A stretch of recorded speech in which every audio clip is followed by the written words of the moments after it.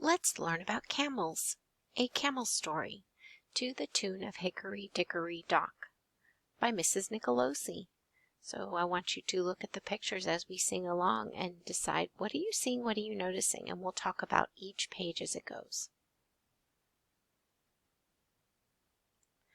The camel lives in a herd. Your turn.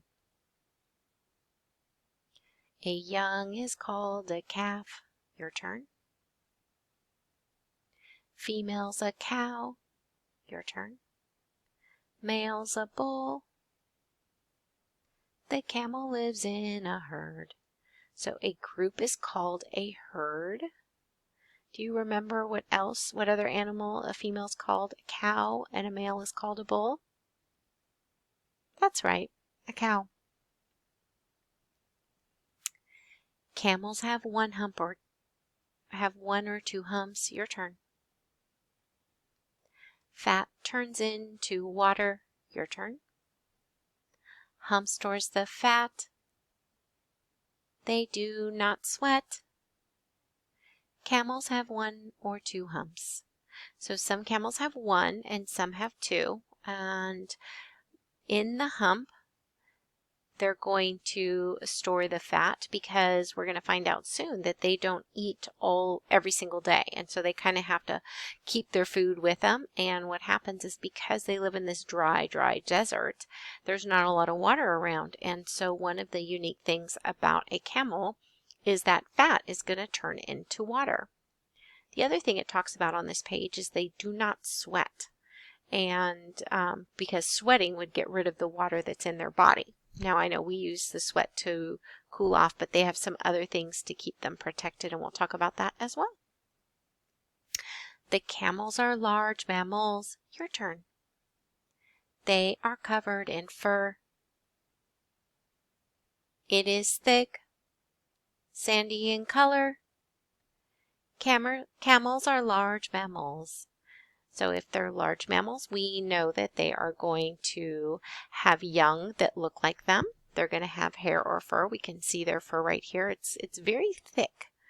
And the thickness and the color are all going to help them cool off in this hot desert environment. They eat dried seeds, leaves, and plants. Your turn. They eat dried seeds, leaves, and plants. Camels are herbivores. Camels are herbivores. They ruminate. Leathery mouth. They eat dried seeds, leaves, and plants. They eat dried seeds, leaves, and plants. All right, boys and girls, we're going to look at what they're eating. Those are in the desert. You're not going to have big leaves to get to. So what they have is it's a dry, brittle kind of food that they're going to have. So they have a couple of things that are going to help them with that. So inside their mouth, it's very rough. Inside your mouth, it's very smooth. And the reason they have that leathery mouth is so these kinds of branches and twigs that they're eating, because that's what's available to them, will not poke so much. We've also talked about the word ruminate before.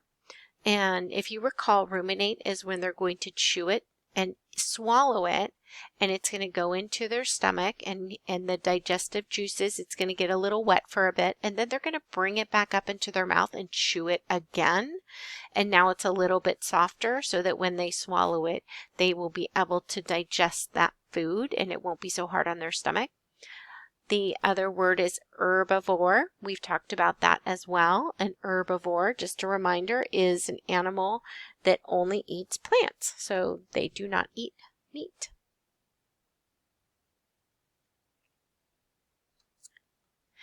Camel's hooves are flat and wide. Camel's hooves are flat and wide.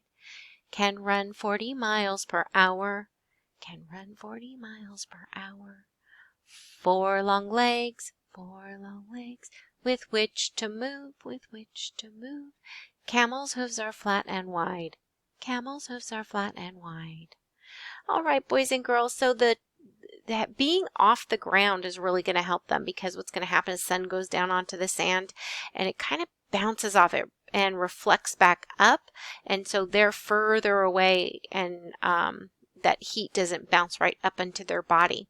The other thing I want to talk about is their hooves, which are flat and wide. I don't know if you've ever been to the beach, and when you're walking around on the beach, your feet kind of sink in.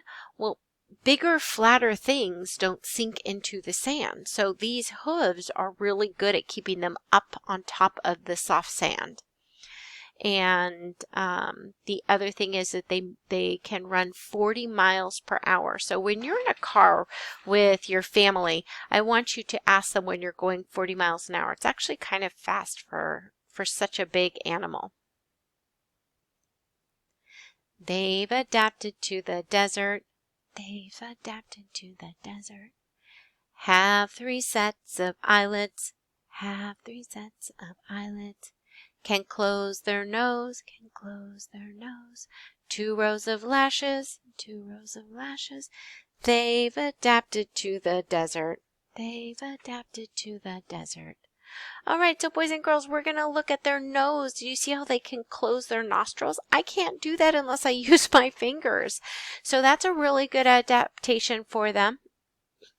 The other thing that I wanted to talk about is if you're looking at their eyes. So, pardon me, they have 3 sets of eyelids. So when you open and close your eye, when you blink, you're covering it with your eyelid. They have 3 of those. The other thing they have is 2 rows of eyelashes. Both of those things are going to help our camels because they live in this very dry desert. One of the things that happens in the desert with all this sand, sometimes the wind picks up and it blows and it blows and it blows. And so by being able to close their nostrils and really tightly close their eyes with those eyelids and eyelashes, they're not going to get sand in them. Can go without food or water. Can go without food or water. For many days at a time. For many days at a time. Drink 52 gallons. Drink 52 gallons. In just a day. In just a day. Can go without food or water. Can go without food or water. So boys and girls, they're going to be out and about, and they're not going to be around water. So one of the things that they have adapted is they do not have to drink every single day. But when they do, they really want to drink a lot at one time. So I want you to ask your family to show you, what does a gallon look like? Do you have something that is a gallon? Maybe something that holds drinks in it is a gallon. And they're going to drink 52 of those in just one day when they are around water. But that's why they don't have to drink every day, is because they hydrate really good on those days they're around water. Their coat is very special. Their coat is very special. It reflects the sun's heat. It reflects the sun's heat.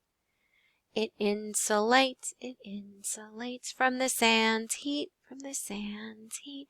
Their coat is very special. Their coat is very special. So where they live, it is very, very hot, much hotter than it is here. And so we talked about a little bit earlier in our story that the sun comes down on the sand and it reflects back up. So I don't know if you've been to the beach on a very hot day, and when you walk on the sand, it's hot. Well, that heat goes up. And so they have very special fur that's going to insulate them so that it doesn't get to their skin, so that heat doesn't get to their skin, so they can stay just a little bit cooler in that hot, hot desert.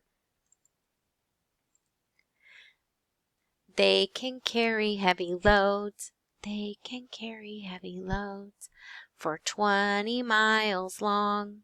For 20 miles long. Without their load.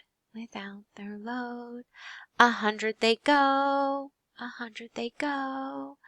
They can carry heavy loads. So boys and girls, if they're packed up like this, they can go for 20 miles. So that's even longer than it is from your house to school. And if they do not have anything and they're not carrying anything, they can walk 100 miles at a time. That is a lot of distance they can cover. Hear how they communicate. Hear how they communicate. When they are mad, they spit. When they are mad, they spit. Growl, bleat, and groan. Growl, bleat, and groan. Bellow, roar, and moan. Bellow, roar, and moan. Hear how they communicate. Hear how they communicate.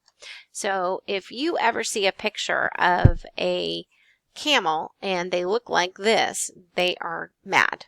They're trying to communicate with the other animals or with their handlers that they are mad. But they're going to make all sorts of noises as well. And the people who are around them might even know what some of those noises mean, and the other animals might know what it means. So that's about camels, boys and girls.